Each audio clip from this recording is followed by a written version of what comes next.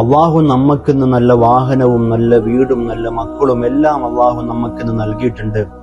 നമ്മൾ നമ്മുടെ മറ്റൊരു ഭാഗത്തേക്ക് നോക്കുമ്പോൾ നല്ല കിടക്കുവാൻ വേണ്ടി വീടില്ലാത്ത, സഞ്ചരിക്കുവാൻ നല്ല വാഹനമില്ലാത്ത, സാമ്പത്തികമായി ബുദ്ധിമുട്ടും പ്രയാസവും അനുഭവിക്കുന്ന പലരെയും നമ്മുടെ കൺമുമ്പിലേക്ക് നമ്മൾ കാണുമ്പോൾ അവരെ നോക്കി നമ്മൾ പുച്ഛ മനോഭാവത്തോടുകൂടി അട്ടഹസിച്ചുകൊണ്ട് പരിഹസിച്ച് ചിരിക്കേണ്ട ആവശ്യമില്ല.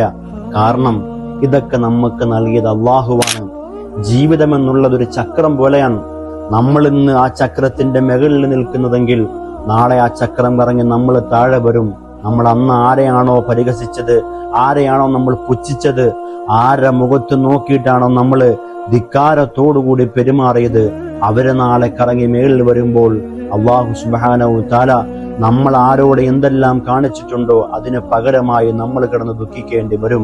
അതുകൊണ്ട് ഇതൊക്കെ നൽകിയത് പടച്ചവനാണ്. അള്ളാഹുവിന് ഇതെല്ലാം എടുക്കുവാൻ വേണ്ടി ഒരുപാട് സമയവും ഒരുപാട് ദിവസങ്ങളൊന്നും വേണ്ട.